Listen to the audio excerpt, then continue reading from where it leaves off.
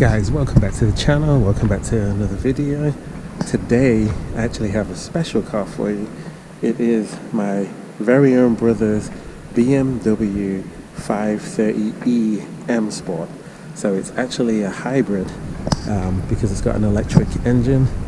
This car does make 200, not 100, this car makes 248 horsepower and 310 pound-feet of torque. The numbers may be different because UK horsepower is slightly different than American horsepower, and I am in the UK right now, so I'm giving you those numbers. But it is a sharp-looking car. Look at the front. You've got the M Performance colors here. You've got the M Performance little symbol there, and the grille. It's a little bit worn, but it's blacked out. But very nice looking. You got these excellent lights, you know, all LED and high intensity bulbs. Just a beautiful car to look at, and it is a rear wheel drive. And if you look at the tire size at the front, it's actually got the 245s on a 19-inch rim. But if you look at the back, it actually has some nice meaty 275s at the back. So some nice tires here. The wheels look quite nice. The windows are tinted. As you can see, it's got these little extra add-ons too, and this extra piece here. And it is an e-drive, which means it has a hybrid motor. If you look at the back, it's got a nice looking splitter, and the exhausts look delicious. It's kind of a quad tip style exhaust. Then you've got like this diffuser at the back here. But if we actually open up the trunk, my brother's got a bunch of stuff in it. This is a 14.7 cubic feet trunk, but if you lift this up, you get some extra space there. So not bad on the trunk size. Interior of the car, super clean. You've got these kind of like brown leather seats, very nice cup holders, and the seats also do a 60-40 split, so the seats do fold down. But the interior in general, typical BMW, which means the interior is awesome. Very nice interior. We'll go over that in a little bit, but let's go ahead and take a look under the hood and see what we got going on there. So like any BMW, you do have to pull the engine latch twice. That is a BMW thing. Earlier I told you that the trunk was 14.7. It's 14.49 or 0.479 cubic feet. But like I said, this is the e-drive, so it actually gets 72 mpge on for its mileage, but its combined gas mileage is 29 miles to the gallon. That's combined in the city and on the highway. And like I told you before, it is 248 horsepower and 310 pound-feet of torque, mated to a 8-speed automatic transmission. It is rear-wheel drive. It has all kinds of goodies on it, and its 0 to 60 is like 6.1 seconds. So it's not the fastest thing in the world, but considering the gas mileage that you actually get on it, that's pretty good gas mileage if you ask me. So especially for the speed that you get as well.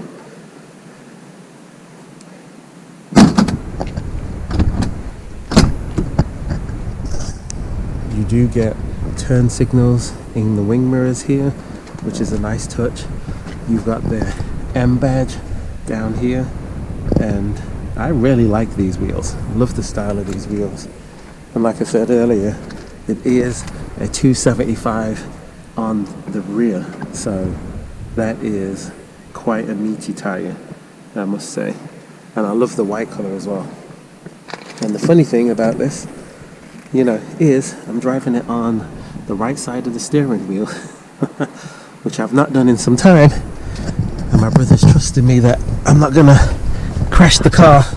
So we better make sure that we look after it, right?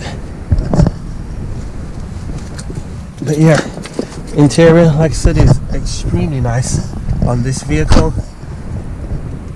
No complaints at all.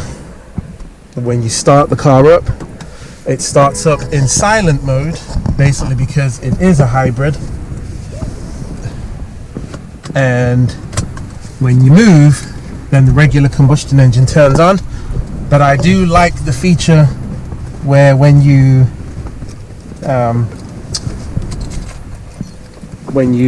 change what mode you're in, so if you go from comfort to sport, the mode changes, and then if you go from that to eco, you know, it all switches around. So really nice features. The car does come with an electronic parking brake, and it's got lots of features. It's got the heated seats, but I don't believe it's got the cooled seats. You've got the dual climate control, like I said, the awesome Harman Kardon sound system.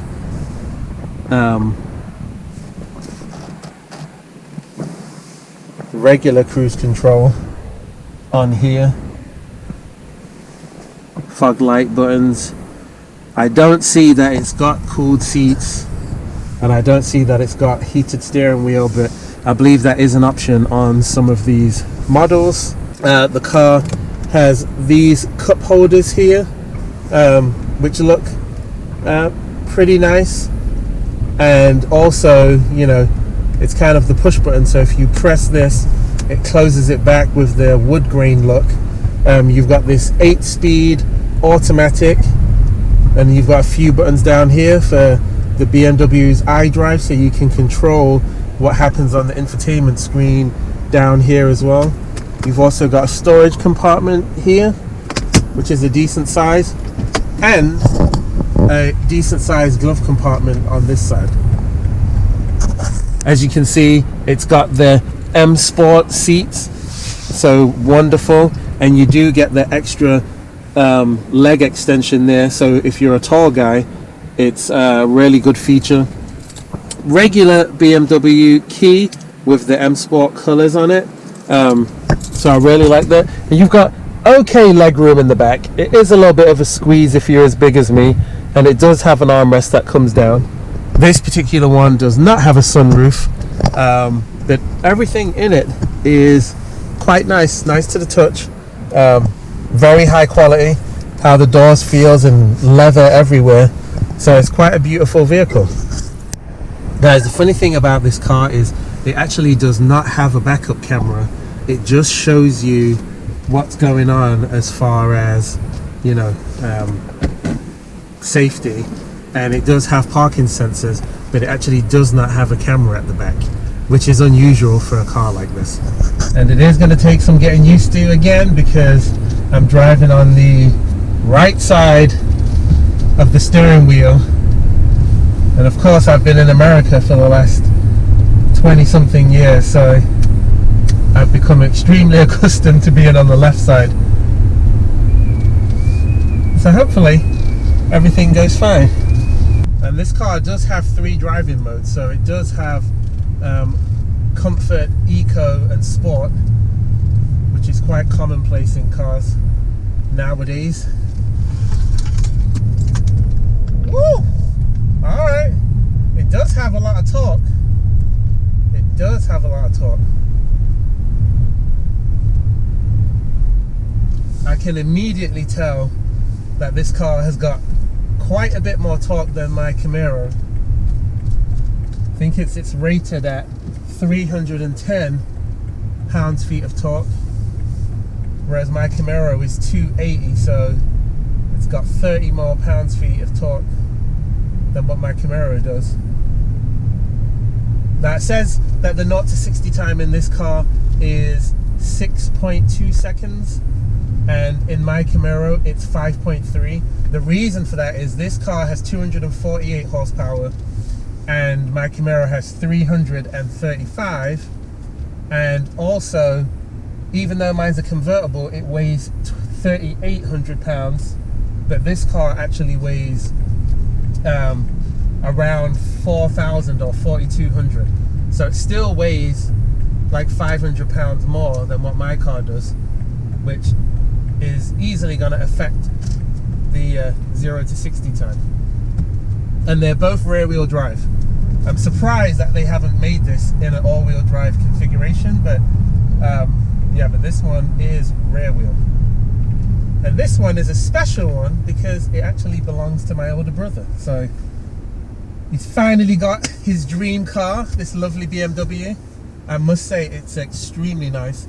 It's very similar. If you look in the description box, I'm going to put the link to the 650i that I drove, or it may have been a 640i, but that is the twin turbo V8.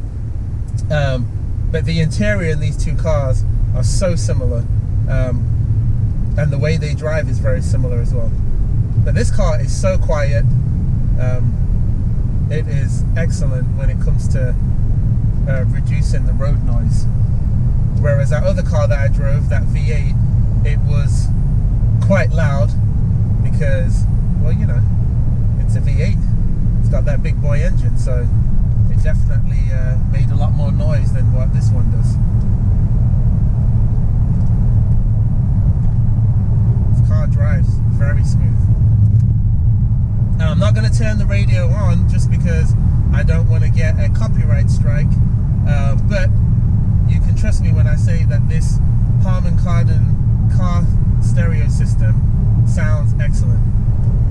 The bass and the quality of the sound sounds really good.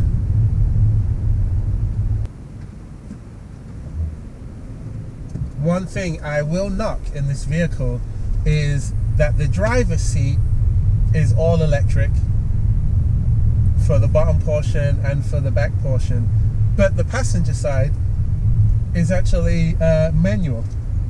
And I think as much as these cars cost, which I believe they're around 50 something grand brand new, you would think that they would just give you a you know, that they would give you an electric seat on both the passenger and the driver's side. Guys, this car drives excellent.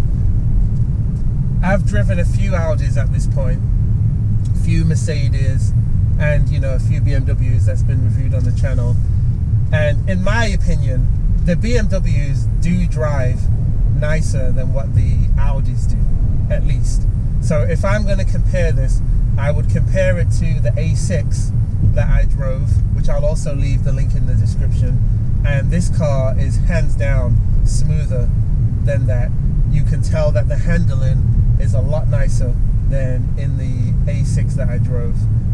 This is the M Sport, so it probably does have some extra goodies to make the car drive, you know, a little bit different. But the overall driving experience is just quite a lot better than what it is in the Audis. I also think that the interior quality and how comfortable these seats are night and day better than what it was in the Audi that I drove. Well, not just one Audi, but all of the Audis that I've driven, actually.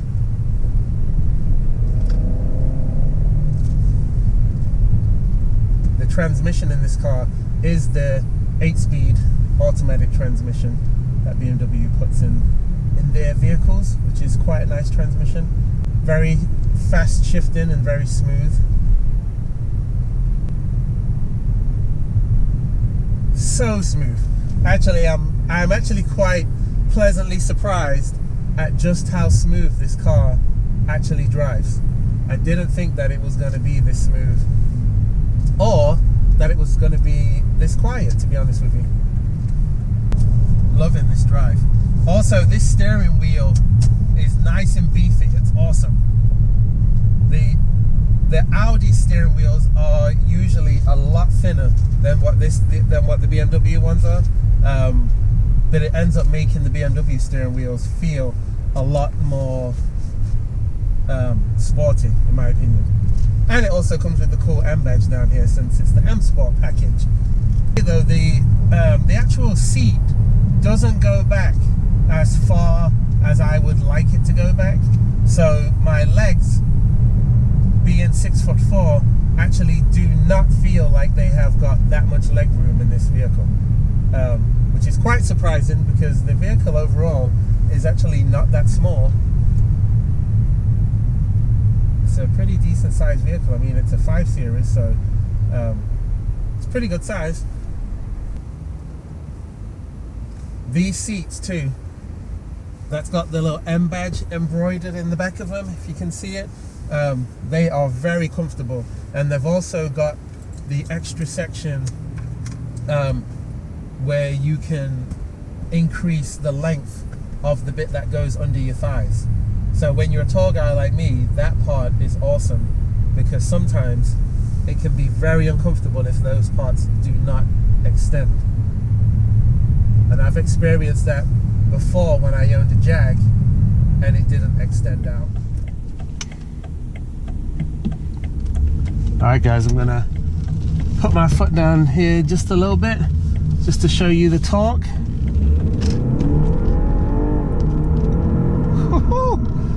Oh yeah, it's got nice torque. It has got nice torque, trust me. That's probably my favorite part about this car, is the torque level is very high. 310 torque is actually quite good. It feels like it's a little bit more than that, actually. Overall driving impressions of this vehicle are very good. I can't complain. The car's got plenty of torque. I think on British roads 248 horsepower is actually more than enough, especially with the 310 pound-feet of torque. I just drove a Mazda 6 that had 310 pound-feet of torque, and also had round about 225 or 240 horsepower, something like that. But I will say, even though that was a lighter car, and even though it had just as much torque, this car definitely feels like it's much faster.